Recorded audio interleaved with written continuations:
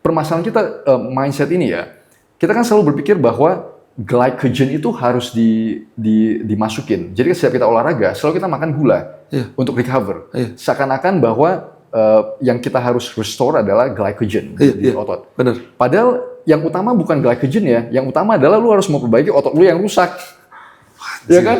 Iya. Dan begitu lu memperbaiki otot lu yang rusak, ya then they have like enough stuff untuk replenish your glycogen. Tapi yang utama adalah muscle recovery kan, which is protein. Itu kebalik, soalnya jadi kemarin rata-rata orang ngomong maraton, teman-temanku tuh loading karbo.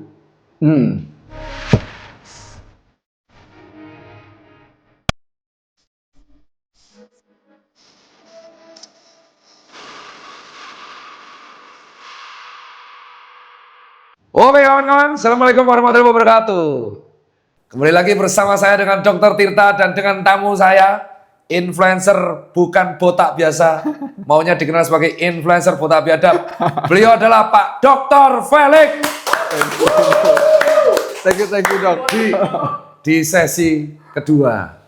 Kenapa harus dibuat episode kedua Pak Felix? Jadi di video sebelumnya yang ini, kita ngomong soal ilmiah, sejam yang nonton 1,5 juta views. Itu luar biasa sih. Maksudnya itu bagi gue pribadi sih encouraging ya. Berarti kita itu masyarakat Indonesia itu bukan cuma nyari drama doang, tapi nyari informasi itu maksudnya yang dengan penyampaian yang santai, yang begitu dan people enjoy it. Really good. Aku pikir itu udah berat banget loh. Iya, gue juga pikir. Bahasanya berat, bosenin siapa yang nonton. Sampai ada yang ngomong, Anda meremehkan kuota saya, 4 jam pun saya tonton. Jadi di hari ini episode 2-nya. Siap. Tapi saran dari netizen, mereka meminta Pak Felix buat channel YouTube sendiri. Siap. Ya. Moga-moga ada waktu luang ya, buat sendiri. Tapi pertanyaan pertama langsung to the point, kita sudah nggak perlu kenalan basa-basi. Terima kasih ya buat Pak Felix kesibukannya. Thank you. Di sela-sela ngurus kebun Evi yang mengajar dan harus bolak-balik New Zealand. Pertanyaan pertama sekarang, kayak dosen nih, mahasiswa tanya. Di kontennya Pak Felix itu tentang buah. Jadi Pak Felix membandingkan buah zaman dulu dan buah zaman sekarang. Ya. Aku akuin buah zaman sekarang memang sangat manis. Ada beberapa buah yang direkayasa genetik. Dan bagiku bukan hanya buah. Ada ayam yang dia itu dikasih pakan terus digoreng dadanya dijadiin fast food. Terus akhirnya kita bulk. Nah pertanyaanku tentang dua hal ini, pertama soal buah. Kalau memang buah sekarang manis banget, terus kita makannya buah apa? Jadi sedikit background ya. Jadi waktu gue ngerjain S3 gue dan gue kerja sebagai scientist itu di New Zealand Plant Food Research. Dan mereka itu perusahaan research ini khusus untuk keluarin fruit cultivars, jenis-jenis buah yang baru, terutama apel dan kiwi fruit. Nah, jadi menarik ya untuk apel dan kiwi fruit. Kita ngomong dulu soal apel. Mereka ini punya perpustakaan, Dok. Perpustakaan di satu field perpustakaan tapi apel. Jadi apel itu kan sebenarnya datang dari Asia Tengah ya, dari daerah Kazakhstan gitu. Itu sebenarnya sumber apel. Jadi dibawa ke New Zealand. Gue pernah ngetes apel yang zaman dulu. Dia tuh apelnya kecil, namanya crab apples. Ini sekecil kayak gini. Begitu kita makan, sepet, asem, sepet. Berarti dia tuh kayak dia astringent. Itu kayak kalau misalnya kita makan salak kan kadang di belakang lidah itu kayak kayak salak, kayak makan salak, salak mentah. Iya, kan salak ada raw ya. Rasa-rasa astringent itu ya. Iya. Apel dulu zaman kayak begitu. Terus kan mulai dikembangin di Europe dan segala macam. Jadi keluar ya Granny Smith yang apelnya itu hijau tapi asem. Oke, terus tahu. Masuk, terus mulai apel yang warna merah itu keluar yang rasanya manis. Jadi itulah progresi apel. Jadi kalau kita makan buah zaman dulu itu betul-betul low sugar, high fiber, sama quite astringent. Jadi begitu dia crossbreeding, akhirnya keluarlah apel yang sekarang.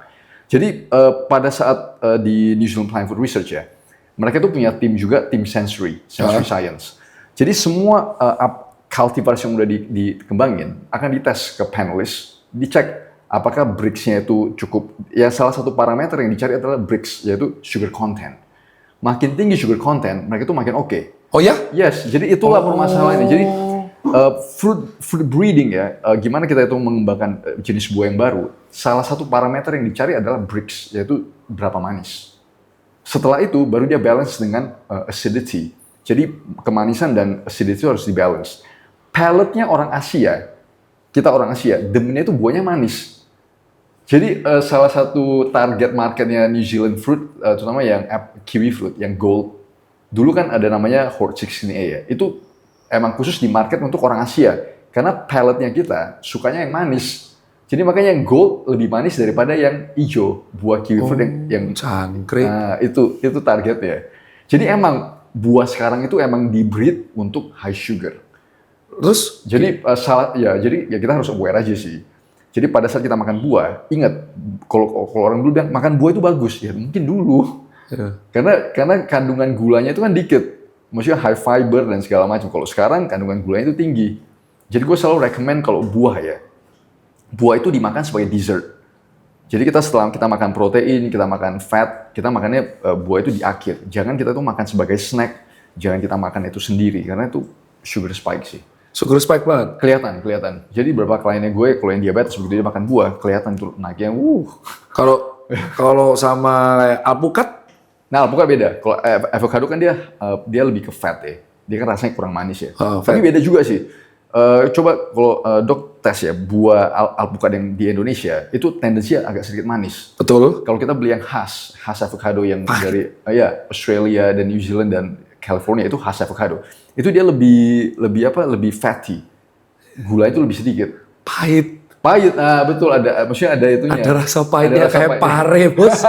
Itu alasan avocado tuh di beberapa kemasan atau beberapa finishingnya di Indonesia, tempat makan dikasih susu creamer ya. Betul. Nah, jadi kan ya dikasih kayak gula-gulaan. Nah, nomor 2. Ya. Kita bahas buah dulu sebelum ke ayam negeri ya. Ya. Sup buah. Terus gimana kalau kita makan sup buah rutin gitu? Bagi gue sih not recommended sih. Hah? Oh iya gitu. Sup buah. Sup buah, jadi kayak tau kan yang buah dipotong-potong dikasih creamer. Oh iya, oh man. Itu sugar bomb itu. Itu mah bom nuklir gula itu. jadi malah batasannya gimana? Kalau ada orang kan ini pertanyaan orang puskesmas ya. Iya. Tanya, Pak Felix, kalau misalnya kami makannya tuh sekali-sekali kayak sekali seminggu atau sekali sebulan gimana begitu, Bu? Itu mungkin masih oke sih ya. Sebulan sekali kalau saya mau cheat meal dan gitu, bagi gue sih sebulan sekali sih oke. Jangan seminggu sekali. Nah, permasalahan dengan seminggu sekali ya, kalau gue ngelihat. Contoh gini, oke, kita mau bikin hari Minggu itu cheat meal. Oke. Ya kan? Tapi permasalahan kita, begitu kita weekend, hari Jumat, kita udah mulai naikin itu yang junk foods dan yang semua yang cheat meal-nya itu loh. Karena kan kita bilang hari Minggu ya. Tapi hari Jumat kita udah mulai, kan cheat meal gini, gak apa-apa lah, gue dikit aja dulu lah. Iya, benar. Hari Minggu. Nanti hari Senin juga masih, sampai hari Selasa mungkin. Jadi mungkin cheat meal-nya itu dari Jumat sampai Selasa. Tapi puncaknya baru di Minggu. Nah, kalau kita sana sebulan sekali, ya mungkin kita dapatnya kan lebih sedikit ya. Ya, berarti sebulan sekali ya. In my opinion sih sebulan sekali sih. Buah berarti udah kejawab. Ya. Oke, yang nomor 2, gimana kalau kita soal ternak? Kan Yes. Pak Felix, kemarin yang nanya netizen nih, kritis banget. Ya. Itulah, aku bilang kan YouTube itu kadang plot twist kan. Ya. Pertanyaannya kritis, pertanyaan tuh gini, salah satu komentar YouTube yang aku sampai capture. Pak Felix mengatakan protein hewani adalah komponen yang asam amino esensialnya paling lengkap buat tubuh. Ya.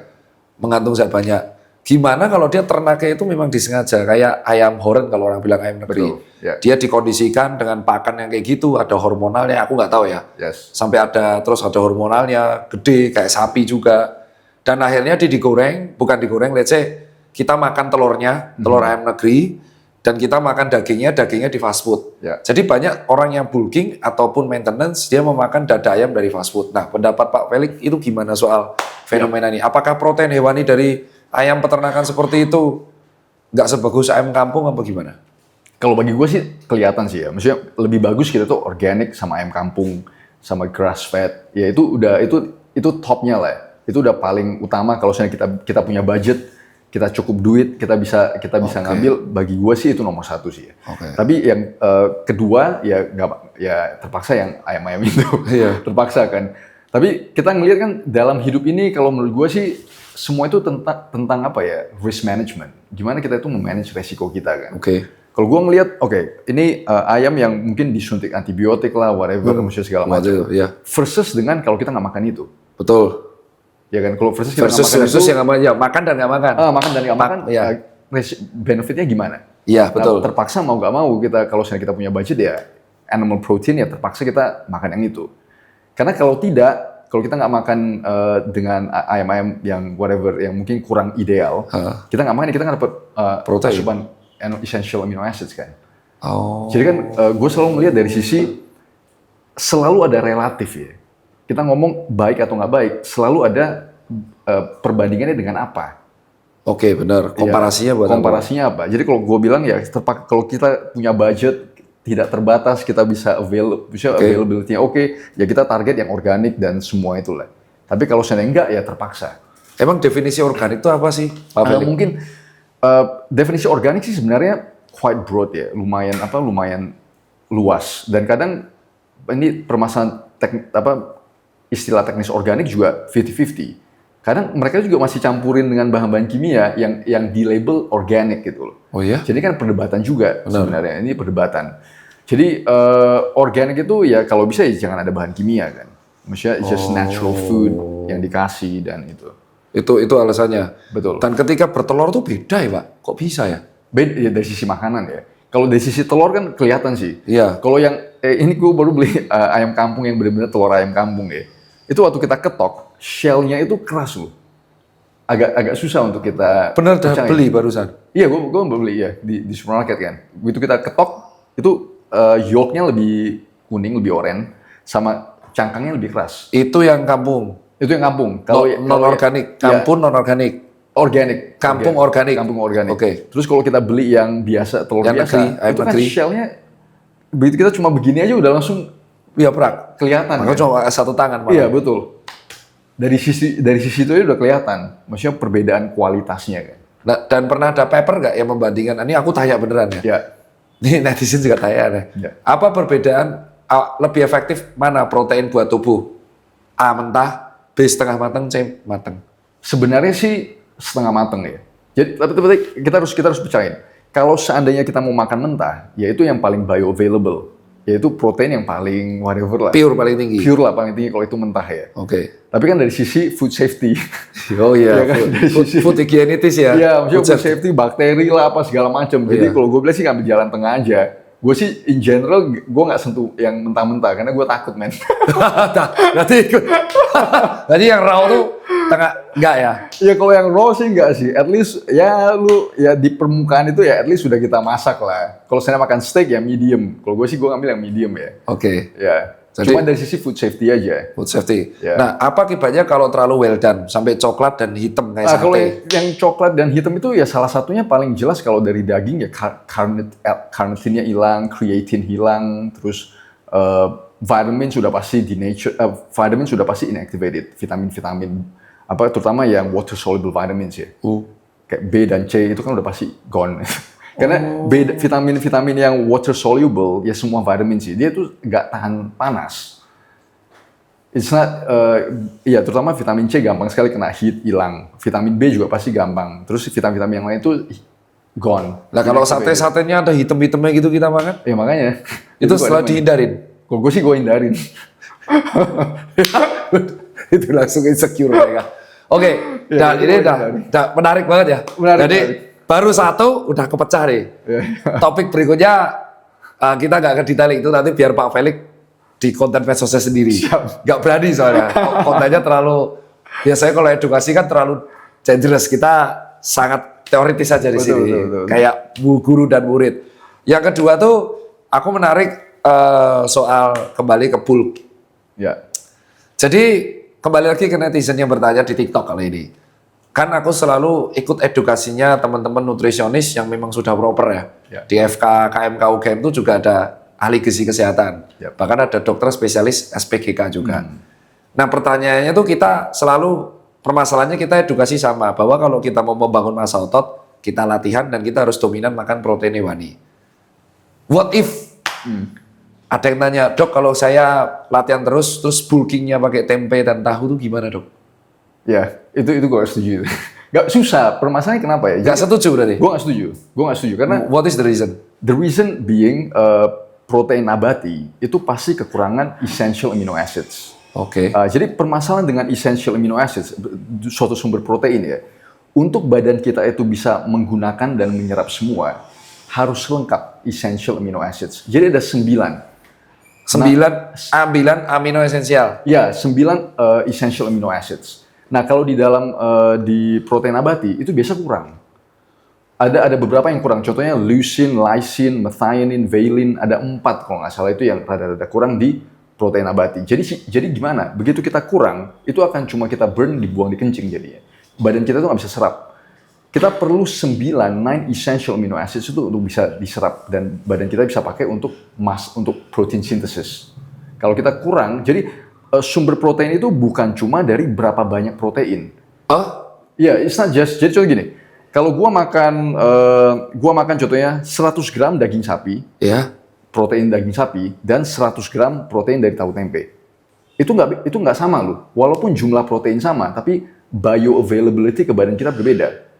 Ini ada satu studi yang dia ngelihat dari sisi contohnya dari sisi leucine atau lysine. Kita harus makan 6 kali lebih banyak soy products untuk bisa menyamakan dengan satu. Jadi 100 gram daging sapi, kita harus makan itu 6 kali lebih banyak. Dian, 600 gram. Jadi perbedaannya 1:6. Untuk dapetin the same amount of bioavailability. Jadi itulah permasalahan dengan plant protein. Yes. Maksudnya segede itu perbedaannya. Jadi kalau seandainya kita mau, contohnya kita makan, gue mau ngambil betul-betul protein supaya lengkap di badan gue 100 gram. Gue makan daging sapi. Gue harus makan almost mungkin setengah kilo kan tahu dan tempe untuk bisa menyamakan bioavailability itu. Tahu setengah kilo itu cok baji. Iya, jadi perbedaannya itu 100 gram dengan 5 to 600 grams untuk bioavailability. Belum lagi kita ngomong soal permasalahan dengan plant protein. Karena plant protein biasa ada fiber ya. Iya. Ada serat yang mengikat. Iya. Jadi itu juga yang menghambat bioavailability. Jadi kalau kita makan protein yang ada fibernya, tidak semuanya bisa kita serap karena masih ke-trap di fiber. Jadi begitu masih ke-trap di dalam lambung kan diproses, masuk ke usus, masuk ke usus besar. Ya. Fiber itu kan difermented di usus besar kan. Iya. Nah begitu difermented, proteinnya di situ gitu. Ya jadi feses tuh. Exactly. Jadi nggak keserap. Padahal kan yang paling gampang masa di ileum ya, untuk penyerapan protein. Gue lupa sih di mana. Tapi ya whatever. Pokoknya di atas colon. Jadi begitu udah lewat situ, gone. Nah itu beberapa permasalahan plant protein. Nah kalau bagi orang solusi veggie gimana nanti? Vegetarian. Iya. Not good. Jadi permasalahan dengan Dan not good jadi bukan dalam soal pilihan hidup, tapi soal penyerapan bioavailability buat tubuh ya. Nutrition. Saya bantu nyapu itu. Saya bantu nyapu. Soalnya kalau di TikTok nggak ada yang nyapu ini. Not good ya karena soal nutrisi kan. Betul. Bukan soal pilihan hidup kan. Betul. Jadi kan kalau kita ngomong soal vegan vegetarian ya kita harus membedakan ya. Itu pilihan hidup dari sisi mungkin religious spiritual versus dari sisi nutrition and biology. Kalau kita ngomong dari sisi nutrition and biology ya itu suboptimal, tidak optimal. Ya karena dari sisi essential amino acids, belum lagi kita ngomong soal vitamin B12, iron, ya pokoknya yang hal-hal yang begitu ya. Jadi permasalahannya adalah, jadi kita ngelihat contohnya banyak sih studinya yang kalau di science sih tidak kontroversial ya, tapi begitu kita ngomong keluar, betul, kontroversial jadi. Betul, sesuatu ya itu iya kan? setuju. Kalau kita ngelihat datanya sih ya, it's not controversial, tapi begitu kita ngomong itu menjadi sesuatu yang kayak wah jadi parah. Kayak jadi contoh kayak orang-orang vegan itu bone mineral density bermasalah dari kepadatan tulang. Itu yang ngomong paper, exactly. Maksudnya data, bukan kita ya. Ya tuh, udah saya sapuin lagi. Yang ngomong rata-rata tuh paper ya. Exactly, maksudnya ini data ya, ini scientific data. Jadi bone mineral density itu bermasalah. Terus depression, anxiety, yang gitu-gitu. Kenapa itu bermasalah? Ya karena essential amino acids kurang, sometimes essential fatty acids, omega 3 yang dari hewani juga kurang. B12. Jadi makanya kalau orang vegan vegetarian harus suplemen itu banyak sih untuk bisa itu. Kalau makanya gue saran sih ya udahlah omnivora aja lah kita. Kita omnivora aja udah. Nah soal plant based. Ya. Jadi aku kemarin ke coffee shop. Oh ya. Coffee shop zaman dulu itu kalau nggak americano, kalau nggak black white, ya kalau nggak flat white, long black dan kawan-kawan. Dalam waktu 2 tahun terakhir coffee shop itu menyediakan 4 alternatif Om Felix di Indonesia. Aku nggak tahu kalau luar ya, aku nggak tahu kalau di Australia kayak apa, di New Zealand kayak apa. Di Indonesia tuh sekarang bukan hanya cuma susu sapi. Jadi dia menerapkan tuh, mas baristanya selalu ngomong mau sama almond milk, soya milk, oat milk. Aku tuh udah ngeset semuanya. Satunya bahkan pernah aku edukasikan.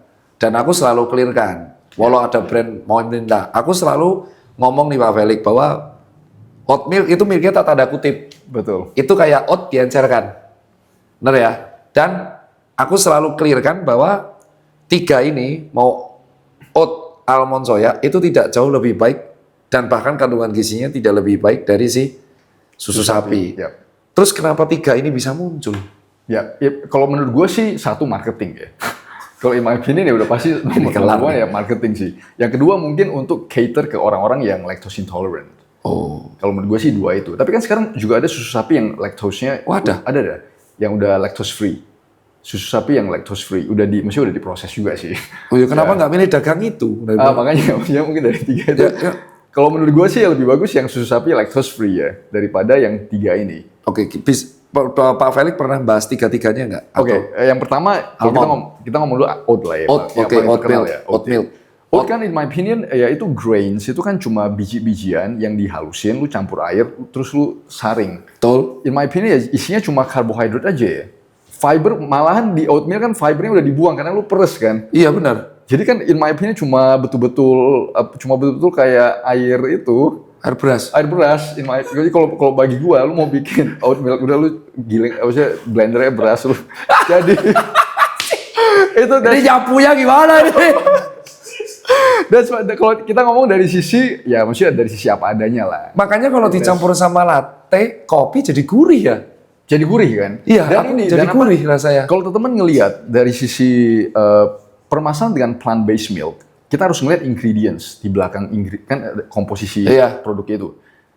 Pasti banyak bahan campurannya di situ. Iya. Karena kenapa? It doesn't taste good. Maksudnya gak enak gitu loh. Oh. Jadi kan dari sisi tekstur, dari sisi rasa, dari sisi sangat-sangat susah kita sebagai manusia untuk mengcopy apa yang udah disediain sama alam sih. Kalau menurut gue pribadi ya. Kita bandingin susu sapi. Jadi kan orang demennya susu sapi kenapa? Karena creamy, karena rasa-rasanya dan segala macam. Iya. Begitu kita mencoba bikin sesuatu yang bukan itu, then you gotta add a lot of stuff. Lu harus campurin semua bahan-bahan Apa istilahnya itu? untuk sama kayak begitu. Istilahnya apa yang menambahkan bahan-bahan tambahan? Ultra process kan? Iya. Ya, itu kan jadi becoming ultra process. Karena lu harus menambahkan banyak sekali bahan campuran untuk samain. Betul. Sama juga kita ngomong kalau misalnya ngomong plant-based meat. Iya. Kan Almond. Contohnya burger yang yang plant-based meat ya. Yang daging yang untuk tapi dari plant. Iya. Kan lu bakal banyak sekali bahan campuran untuk samain kayak daging. Iya, biar kayak daging mukanya. Which is impossible. Kan susah kan? Iya. Jadi kalau kita menggunakan oatmeal, cocoknya malah jadi PWO dong, sumber energi dong. Iya betul ya. In my opinion ya, lu Bukan bakalan proteinnya. Karbohidratnya. Ya, lu bakalan dapat karbohidrat. Ya, sumber energi Sumber berarti. energi. Nah, terus kalau almond sama soya, Masih lebih kalau dibandingin mungkin masih lebih mending almond and soy milk sih. Cuma kan permasalahan dengan soy mungkin ya estrogenik ya, maksudnya estrogennya tinggi. Kalau kita cowok ya gue stay away sih. Kalau gua pribadi sih gue stay away dari soy. estrogennya lumayan Iya, tinggi. karena phytoestrogen. Kalau almond, aku malah baru tahu yang almond. Yang almond juga gue baru tahu, mungkin lebih mahal kali ya. Jadi maksudnya kita bisa bayangin ya seberapa banyak almond itu yang untuk dapetin segelas itu kan. Iya, untuk dapat segelas itu tuh Itu kan banyak men, itu almond kan lumayan mahal ya. banget, makanya jadi mahal. Jadi itu kayak kalau soya berarti karena memang fat estrogen itu betul ya berarti. Apa itu? Yang soya. Soy iya phytoestrogennya tinggi sih. Walaupun ada beberapa studi yang bilang enggak, tapi ya kan isoflavone. Ada satu compound yang namanya itu isoflavone, which is phytoestrogen. Itu estrogen, itu betul-betul kalau kita ngelihat strukturnya, betul-betul mirip sekali dengan estrogen. Oh. Ya, jadi kalau ke kita ya, it's gonna act as an estrogen. Ya. Oh, ya jadi ini nyapunya gimana nih? Tapi itu memang science based kan? Oh, science ya. Bukan dari katanya kan? Oh, bukan. Bukan dari klaim kan? Gue sebisa mungkin tidak menggunakan katanya. Nah, berarti kalau mau debat atau komen, nah ini Nggak, tapi paling gampang sih gini, kalau bagi gue pribadi ya, teman-teman dalam mengkonsumsi sesuatu, lihat aja komposisi di belakang. Makin sedikit makin oke. Jadi kan kalau kita ngelihat susu sapi, 100% susu sapi. That's it, 100% milk. Tapi begitu kita ngelihat contohnya kayak oat milk lah, soy milk dan segala, itu pasti banyak sekali bahan campuran di situ. Kecuali kalau teman-teman mau bikin soy milk ya buat aja sendiri. Mungkin lu peres, soy milk kan gampang dibuat juga. Iya, soy milk ya kan kedelai kan? Iya, kedelai kan ya susu tahu, maksudnya susu kedelai Ya kan. susu tahu jadi Ya, itu jadi kan aku gampang. bayanginnya tahu di jus. Ya itu kan gampang. Ya, Maybe you betul. can do it yourself. Oke. Ya. Terus pertanyaannya kembali. Ada orang yang masih dia tuh konsumsi nasi goreng dan mie goreng sama kue teo goreng itu di malam hari. Ya. Dan itu kemarin perdebatan lagi. Gimana menanggapi hal itu? Karena aku tak pernah edukasi itu. Aku pernah edukasi dan aku tuh nggak ngira aku jabat-jaban gini. Dokter Tita jangan nyalain nasi gorengnya. Nyalainnya yang makan. Betul. Itu gak salah sih kalau menurut gue. Gak salah juga. Terus tiba-tiba Pak Felix nulis postingan di medsos 2 hari setelah ada komen netizen. Betul. Tapi aku itu komennya padahal bukan di konten kita loh. Ngerti. Tiba-tiba Pak Felix tuh ngepost Yang pola makan yang ya. ada, menurut kalian logiknya gimana nih? Salahkan pola makanannya, jangan salahkan makanannya. Kok saya jadi pusing ya? Iya, gue pusing sih. Nah, menurut Pak Felix itu gimana memandang hal ini? Setelah gue pikir-pikir lagi ya, pola makan itu pasti berhubungan dengan makanan. Betul. Ya kan? Maksudnya kan apa yang kita makan ya. Kalau dari sisi kayak nasi goreng, mie goreng dan itu, ya kita harus tahu. Makanya gue bilang kita harus selalu aware tentang apa yang kita makan. Begitu kita ngelihat nasi dan segala macam itu, kita tahu ini apaan dulu. Begitu kita tahu, oke, ini sugar, literally ya starch sugar kan. Ya oke, kita mau makan kita limit. Kita limit aja, jangan itu yang utama. Ya lu nambahin aja dagingnya, lu nambahin sayurnya, lu nambahin telurnya. Jadi komponen gula itu jadi kecil. Lu jadi kayak cuma bahan tambah, ya jadi lebih kecil lah. Jadi lebih balance aja makanan kita. Dan jangan dimakan di malam hari. Ya kalau mau makan ya mungkin siang, abis itu lu nge-gym. Nah kalau gitu nanti banyak yang bilang, kasihan dong tukang nasi goreng. Kan dia bisa jual di siang, masih lebih mending dia jual di siang daripada dia jual di malam. Kelar. Ini seru nih. Ini seru nih, nyapunya gimana Pak Felix? Pusing nih aku, ini pasti netizen. Ya, ini banyak yang sulit loh. Justru kan malah lebih, kalau menurut gua ya, semua jadi lebih sehat loh. Yang jual di siang, kalau tukang nasi goreng, dia kan bisa, dia begadang ya. Kan kalau iya, benar ya. dia begadang, malahan it's not good for his health. Malahan itu nggak bagus untuk kesehatan dia. Tapi kalau misalnya kita shift semua, kita makan di lebih awal, kan otomatis penjual itu akan shift ke lebih awal. Semua lebih sehat, men. Lu gak kena diabetes, yang tukang jualan juga lebih sehat, dia bisa pulang, tiba-tiba besok ada yang jualan mie dok-dok jam 1 siang. Itu berarti karyanya beliau nih. Beliau bukan sembarang beliau nih. Pertanyaan berikutnya, nggak apa-apa tanya terus ya. Oh iya, that's fine. Seneng ya, ini kayak kamu tahu waktunya beliau tuh kayak uang loh. Jadi kayak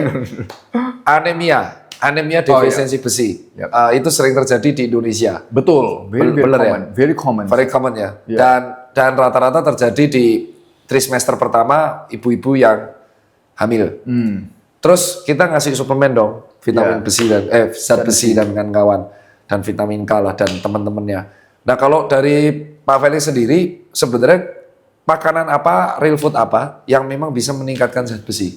Protein hewani sih. Maksudnya paling jelas adalah kita harus ngerti ya. Kalau kita konsumsi zat besi jadi zat besi itu datang dari dalam 2 bentuk, yang namanya heme dan non heme. Nah kalau yang heme dia itu dalam bentuk porphyrin ring. Dia itu kayak ada semacam ring, porphyrin ring, di tengahnya iron, zat besi. Begitu kita konsumsi zat besi itu, sel mukosa kita langsung serap heme iron itu. Nah, jadi permasalahan dengan yang non heme yang tidak dibawa dengan porphyrin ring, dia itu dalam bentuk biasa salt, ferrous salt atau ferric salt. Itu Fe2+ sama Fe3+. Walaupun yang di sini juga Fe2+ sih, tapi dia dalam bentuk porphyrin. Yang non heme iron ini begitu masuk, dia tidak bioavailable. Dia susah diserap sama badan kita untuk masuk ke dalam sistem pembentukan sel darah merah. Jadi makanya kalau kita konsumsi, makanya paling cepat itu adalah yang paling cepat adalah heme iron. Dan heme iron itu tadi daging-dagingan. Ya semua daging sapi, ya daging sapi, telur, ikan, pokoknya tapi yang warna merah sih. Yang warna merah. Ya, daging sapi, kambing itu yang paling tinggi. Jadi nggak harus hati ayam. Nggak harus hati ayam juga sih. Dan hati ayam juga oke. Tapi semua animal based protein itu pasti ada heme ironnya itu. Itu terjawab loh berarti. Itu bukan mitos waktu, itu good advice karena banyak ibu-ibu hamil yang anemia defisiensi zat besi soalnya. Betul. Dan kita permasalahannya kenapa gue ngeliat ya maksudnya di klien gue ya tiba-tiba ibu-ibu datang anemia. semua mindsetnya sama. Begitu kita ibu makan daging merah aja bu. Ya kalau seandainya lu takut, kadang kan ada yang bilang daging merah itu bikin kanker lah dan segala macam. Iya. Ya udah gue selalu kasih tahu kita itu jangan makan itu mulu. Kita maksudnya gedein Selang-seling ya, iya, variasinya. Jadi lu kadang makan daging merah, kadang ikan, kadang ayam, kadang just variasiin aja. Begitu kita variasiin, kita dapat semua nutrisi sih. Tapi daging merah itu harus ada, karena itulah zat besinya kita. Kayak kambing sapi ya, Yes, yang paling kambing bisa dan sapi. didapetin ya. Yes. Kambing atau sapi, kalau putih kan ayam. Betul. Sama ikan, diselang-seling sama telur. Selang-seling aja, ya. Itu udah the best sih. Itu in my opinion. Soalnya zat besi defisiensi ini sangat menjadi masalah ya. Dan teman-teman harus, dan menurut gua ya, ini kita harus sadar sih dari sisi soal anemia. Anemia adalah kita kekurangan zat besi, kekurangan sel darah merah. Yang bikin kita hidup itu apa? Sel darah merah yang carrying oksigen ke badannya kita. Benar. Ya kan? Benar. Begitu kita anemia, berarti badan kita nggak cukup oksigen. Sel-selnya kita itu kurang oksigen loh. Benar. Ya kan? Benar. Jadi tapi gue selalu dikasih tahu, maksudnya perdebatan di sosmed dan segala macam. Lu jangan makan daging merah, nanti lu kena ini dan segala. Lah, coba kita bayangin resikonya. Gue selalu risk stratification. Jadi gue selalu bikin resiko itu yang mana yang paling tinggi, yang mana paling rendah. Coba kita bayangin, kita itu anemia. Lu nggak bawa oksigen yang cukup ke dalam sel lu, apakah lu dead? Ya kalau kan. Jadi kita harus ngerti gimana balance ya. Iya, balancing itu kayak gimana sih? ya kan kalau taraf berlebihan daging merah tuh kayak apa sih, Pak Felix?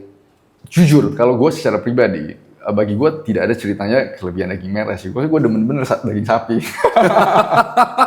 Jadi gue bisa tadi pagi gue makan sarapan gue daging sapi. Terus siang juga gue makan daging sapi. Malam kalau ada daging sapi gue juga makan. Tapi lagi-lagi gue selalu mempraktekkan apa yang namanya itu gak makan berlebihan sih. Gue makan cukupnya aja. Kita gak sampai Ya sampai pegah. Jadi jarang sendawa berarti. Sendawa, gue sih jarang sendawa. Kalau gini, kalau kita steak berapa ratus gram? Kalau gue sih 200 grams. Hah? Tapi kalau saya 200 gram tuh dikit loh. Iya, 200 grams gue udah cukup. Karena kan gue dari pagi kan udah makannya segitu ya. Gue pagi siang malam kan udah. Jadi 200 grams in my opinion that's more than enough. Oh, makanya itu cukup ya. Iya. Jadi yang kita edukasikan adalah makan seimbang dan cukup. Dan cukup. Dan permasalahan kita di Indonesia adalah kita tuh tendensi kita adalah makan itu sampai kenyang kan. Menurut gue itu ya that's where the problem is. Itu salah ya? Iya, salah. Maksudnya kita makan aja 80% kenyang udah that's it. Lu jangan makan sampai Tuh dong, dengerin. itu. Tengok Daniel, dengerin. Makan sampai kenyang banget nih, Pak. Dan itu semua jadi sumber permasalahan kita sih. Ya kan? Kalau saya dok, maksudnya kayak orang GERD, Iya. pencernaan lu sakit, emah lu sakit, kayak ini usus lu sakit. Iya, betul. Setiap hari lu harus makan obat emah, habis makan obat. Iya. Oh, man. Cuman gara-gara makan kenyang. Soalnya aku kemarin tanya sama dokter penyakit dalam, kenapa kok bisa GERD? Karena itu relate. Makan sampai kenyang tuh ngebuat si katup penutupnya sphincternya itu jadi nggak bisa nutup. Akhirnya rentan reflux jadinya GERD. Jadi relate sebenarnya edukasi antara Make sense sekali itu. Pak Felix sama dokter tuh bener-bener nge-cross. Dan kita akhirnya bahas ke hobiku. Oh iya. Di hobiku. Jadi aku inget banget di video Pak Felix nanti di-cut. Aku tuh edukasi, aku ngikutin edukasinya Pak Felix. Coba dokter Tirta kalau lari bermodalkan buah. Singkat cerita 1 Desember aku tuh lari di Gunung Lawu. Itu 15 kilo. Dan itu elevasinya 1100 meter. Terus 7 hari kemudian, aku cuma dikasih 7 hari rest. Aku lari di BSD 22 kilo di elevasi 100. Aku cuma punya jeda tuh 6 hari. Karena dari Solo, kan nggak mungkin Jakarta. Solo ke Jogja dulu, 3 hari rest. Terus aku istirahat di Jakarta sehari, habis itu persiapan latihan lagi ini. Jadi orang tuh bingung. Aku tuh hanya menerapkan apa yang dilakuin oleh Pak Felix ceritanya. Ini sharing beneran ya. Yang pertama Pak Felix kan dulu menyarankan gimana caranya supaya otot gak pegel-pegel. Lu harus naikin proteinnya dok. Nah oke, aku spam protein tuh. Sama merah putih aku bilangnya. Putihnya dari ikan dan ayam. Merahnya semua itu dari sapi. Dan itu memang 250 aku makan steaknya. Oke. Nah yang jadi bener recovery-nya itu cepat. Mantap ya. Makanya aku tuh bingung nge-share ke netizen gimana recovery bisa cepat. emang se-ngefek itu ya? Aku makan protein hewani sebanyak itu, memang itu ngefek ke recovery otot? Sangat sih, karena kan begitu kita olahraga kan muscle breakdown ya. Ya. Jadi yang bentuk muscle itu balik lagi apa? Ya animal protein. Nah ini kalau seandainya nanti dokter ada waktu kan, coba cari percakapan sama research paper yang namanya Profesor Tim Noakes. Profesor? Tim Noakes, Timnoakes. Oke. Tim Noakes itu dari South Africa. Gue demennya dia karena dia kerjasama juga dengan teman-teman researcher di New Zealand. Oh Jadi iya, gue ada Auckland. kerja Auckland University of Technology sih. Jadi ada, biasanya gue follow dia. Jadi Profesor Tim Noakes ini, dia itu dokter, dia juga dia atlet profesional dulu, marathon runner. Terus dulu dia itu dia advocate untuk high carbohydrate. Dia itu bilang, oh lo harus high carbohydrate segala macam. Tapi akhirnya dia kena diabetes. Dia sendiri kena diabetes. Iya. Terus dia lihat begitu dia kena diabetes, dia lihat research tentang low carbohydrate, di mana dia tuh turunin karbohidrat, dia naikin protein dan fat dan segala macam. Dan dia tuh ngerjain eksperimen, teman-teman ngecek aja Profesor Tim Noakes. Dia sprinter juga, dia runner. Jadi dia kerjain eksperimen di pelari. Jadi dia crossover. Jadi randomized control crossover, di mana pelari pertama itu grup itu disuruh makan high carbohydrate, terus di crossover menjadi high fat protein, dan waktu itu sama. Kelihatan performance itu nggak turun. Begitu kita udah mulai fat and protein adapted. Begitu badan kita udah mulai fat dan protein adapted, badan kita tuh cukup efisien dalam menggunakan lemak untuk burn. Jadi badan kita tuh sebenarnya sangat fleksibel sih. Nah balik lagi kenapa dokter mungkin merasa recovery cepat ya, karena protein itu kan recover, maksudnya perbaiki ke semua otot-otot yang rusak. Permasalahan kita mindset ini ya, kita kan selalu berpikir bahwa glycogen itu harus dimasukin. Jadi setiap kita olahraga, selalu kita makan gula untuk recover. Seakan-akan bahwa yang kita harus restore adalah glycogen di otot. Benar. Padahal yang utama bukan glycogen ya, yang utama adalah lu harus memperbaiki otot lu yang rusak. Ya kan? Dan begitu lu memperbaiki otot lu yang rusak, ya then they have like enough stuff untuk replenish your glycogen. Tapi yang utama adalah muscle recovery kan, which is protein. Itu kebalik, soalnya jadi kemarin rata-rata orang ngomong half marathon, temen-temenku tuh loading karbo. Aku enggak, aku kebalik. Ini plot twist ya, aku tuh ngikutin. Jadi bukan kelas nih, kan Pak Felix. Coba ya. Pak Felix kan yang nyaranin kan, dan aku tuh tipikal research. Jadi aku research dulu. Ya betul, dokter nyaranin tuh. Oke, aku loading karbonya cuma 1 hari 2 hari tok. Sisanya full protein. Ya itu jadinya aku cuma jeda 5 hari di BSD bisa dan heart rate stabil. Cuman pas ini tambahan lagi. Kan Pak Felix lagi di video sebelumnya bilang, "Dok, kalau bisa kamu kan bukan atlet, non profesional atlet. Jadi kayak energi gelnya kurangin." Oke, aku cuma minum 1. Aku biasa kalau half marathon, energi gel tuh 6. 6. 3 brand luar, 3 brand lokal, 6. Pertama kali kemarin berenam nih teman-temanku lari. Semua bawa 6, gede-gede. Aku cuma bawa 1 energi gel dan 5 kurma. Ini. Energi gel ini aku minum hamin setengah jam sebelum lari. Jadi larinya, dan hujan deras. Jadi kalau hujan deras, otomatis kan tubuh butuh energi ekstra karena hipotermi kan. Hujan deras tuh di BSD dari jam 4, baru selesai jam 5. Dan posisi sampai setengah 6 pun hujan. Jadi lari itu dalam keadaan hujan sampai jam setengah 7. Finishnya kan jam 7 lebih. Posisi itu aku cuma minum 1 energi gel. Akhirnya aku tuh makan kurma di KM 5, sangu, di running belt, KM 10, dan KM 15. Begitu makan kurma, kenapa heart rate-nya turun ya? Mantep ya. Makanya kemarin ingat gak percakapan yang kita sebelumnya itu kan gue ngomong ada research yang soal yang black dari fruit extract yang di New Zealand untuk bantu atlet segala macam. Mungkin nyambung itu. Kalau menurut gue kepikiran buah itu kan kalau kayak kurma mungkin high antioksidan juga dok. Jadi kan begitu antioksidan yang tinggi, dia tuh betul-betul turunin stress response kan. Dia turunin inflammation, dia stress turunin oksidatif, oxidative stress dan segala macam. Iya. Mungkin itu relate ke situ. Tapi belum ada penelitian paper yang detail. Belum. Wah, tapi ini menarik loh berarti. Iya menarik. Maksudnya could be kita maybe you're kita onto belum loh. something. Iya exactly. Tapi Pak Felix sibuk banget kemarin. Enggak. Ini gue lagi tulis. Ini gue sibuknya salah satunya tulis paper itu dok. Ntar begitu gue selesai gue send. Iya, soalnya yang kurma ini kayak menurutku gimana ya? Ini kayak buah underrated gitu loh. Underrated. Jadi ini yang kurasain ya, aku bukan sugesti. Begitu tuh masuk di dalam dikunyah, itu kayak nyerap di mulut. Terus masuk telan, kan biasa respon 15 menit ya. Iya, 15 menit itu heart rate-ku turun stabil. Dan kayak nggak kram.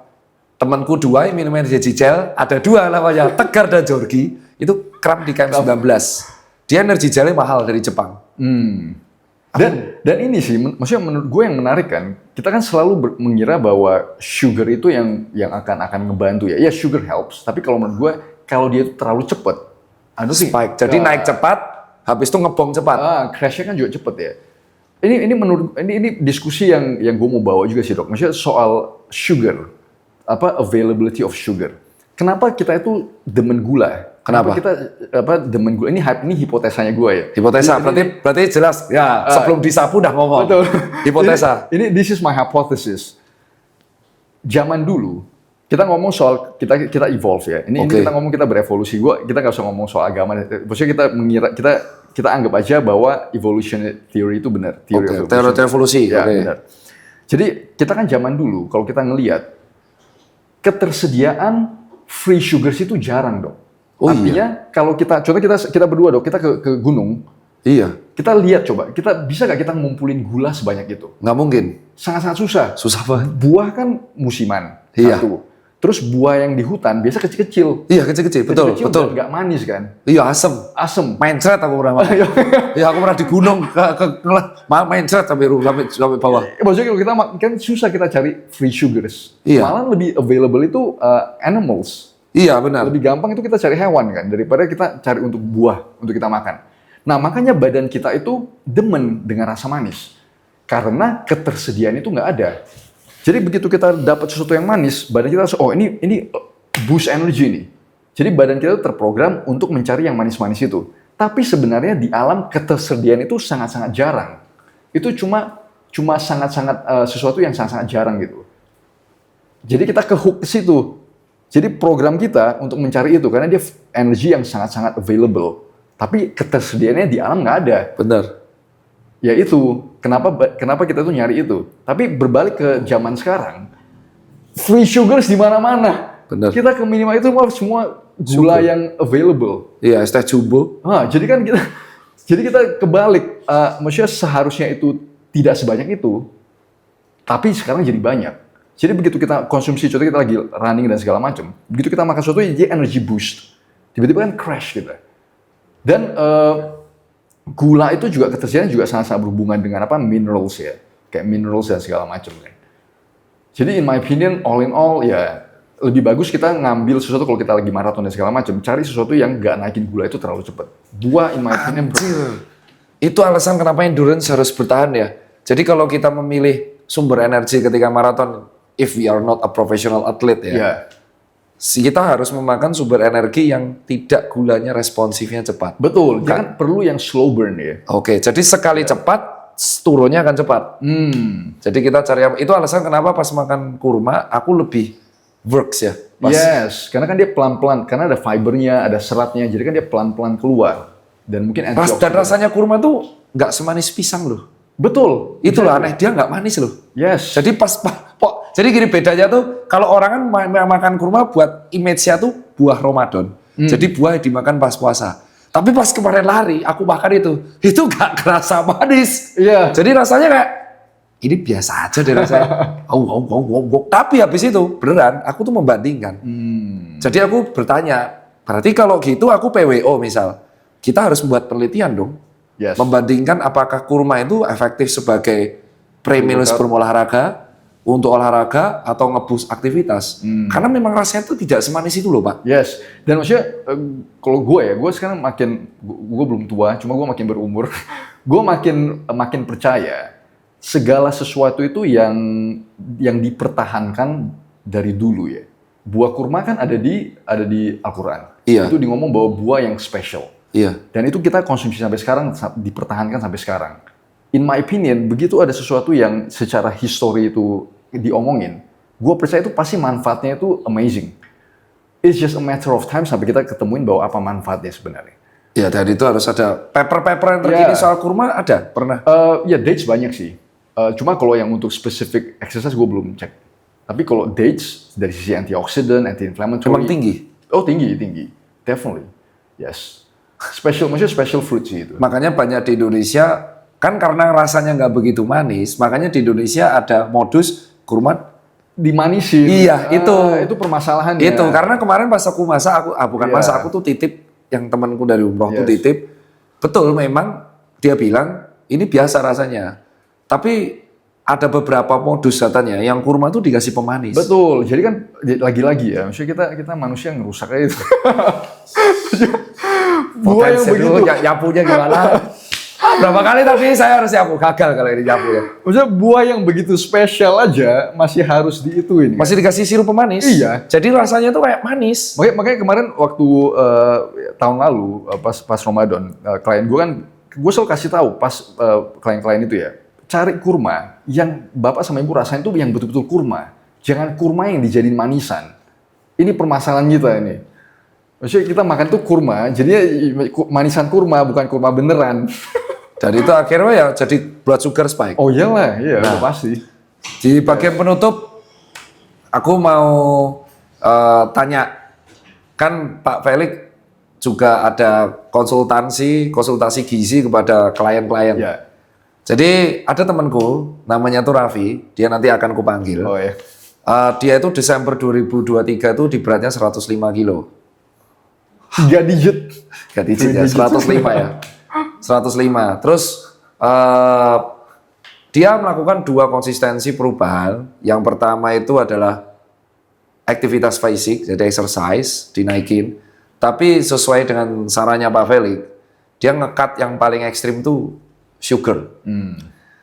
Dalam waktu setahun dia turun hampir 40 kilos. 65 kilo. Ya. Tentu kalau aku ngomong ini sebagai clickbait, orang ini turun 40 kilo setahun. Terakhir kali ada yang ngomong itu di TikTok, habis medsosnya.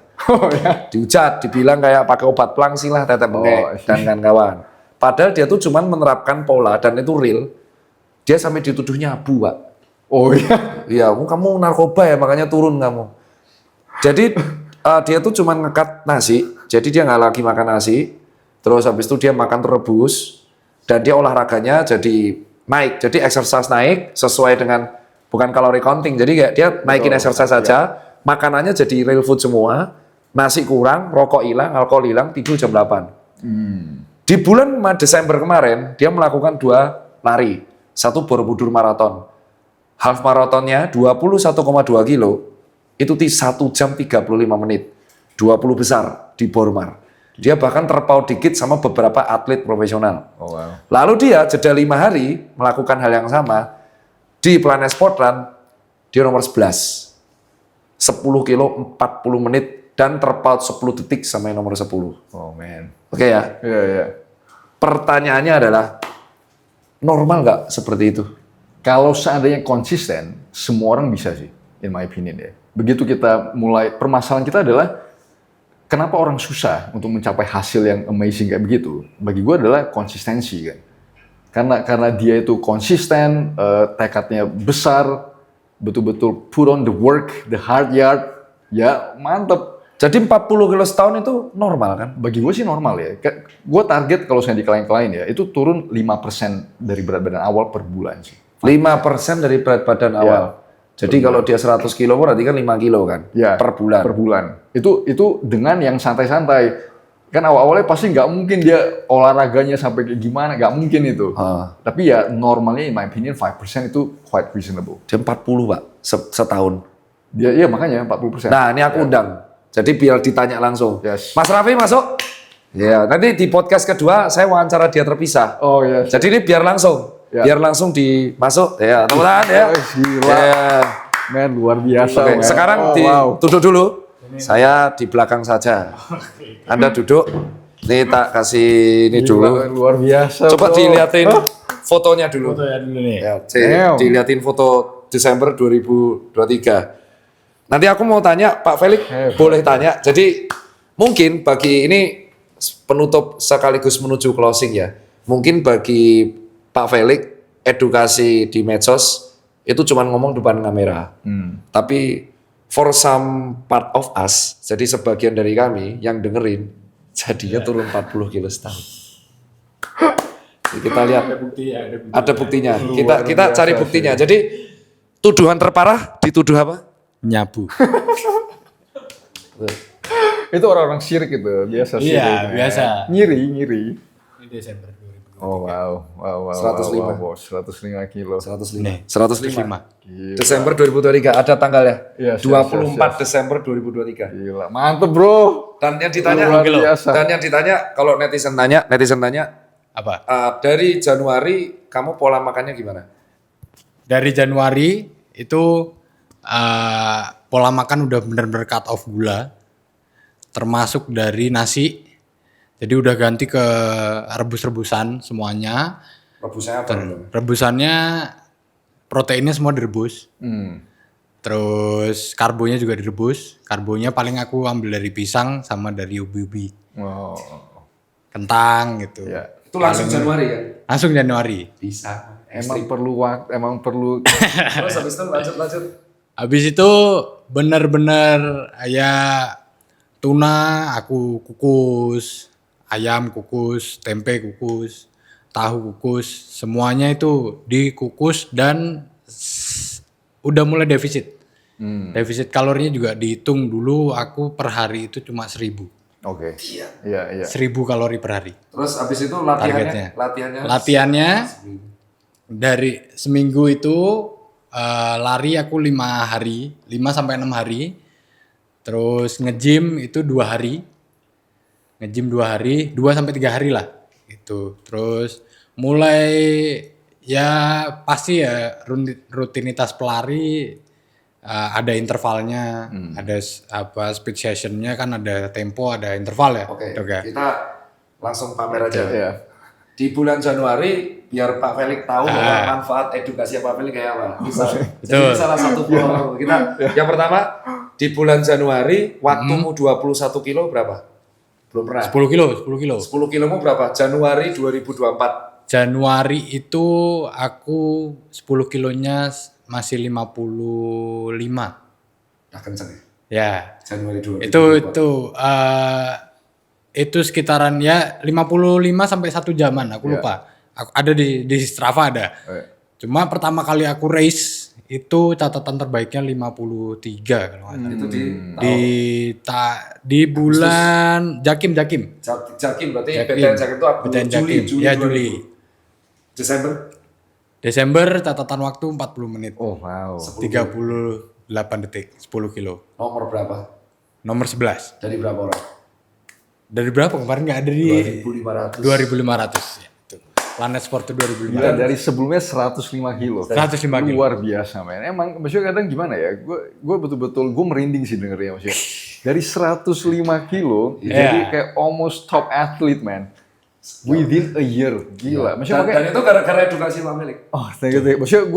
Maksudnya teman-teman harus lihat sih. Maksudnya bagi yang susah ya kan kadang kita itu mencari alasan untuk tidak melakukan sesuatu. Betul. Sedangkan kita itu nggak pernah mencari alasan untuk melakukan itu. What is reason? Langsung di depan Pak Felix kenapa? Reason awal adalah karena aku suka ketemu orang dan lain-lain. Aku merasa banyak gak dihargain sebenarnya. Gitu.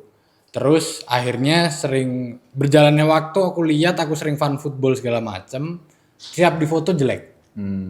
Alasannya simpel. Alasannya simple. Akhirnya disitulah memutuskan, oke, aku mulai coba seringin kardio sama gula di cut off. Semua. Tuduhan terparah sekarang. Tuduhan terparah yang disebut Dokter Tirta tadi adalah nyabu. Karena memang Memang nyabu. enggak. Tapi memang banyak kontroversi karena lama nggak ketemu. Aku ketika selama diet itu aku nggak ada posting sama sekali. Iya betul. Nggak ada before after. Nggak ada Yang before tahu after. aku doang. Ya. Dan aku yang meluruskan itu sulit, nggak percaya semua. Iya. Dan akhirnya mulai percaya ketika kemarin teman-teman Jogja lihat di depan sendiri kencangnya kayak apa.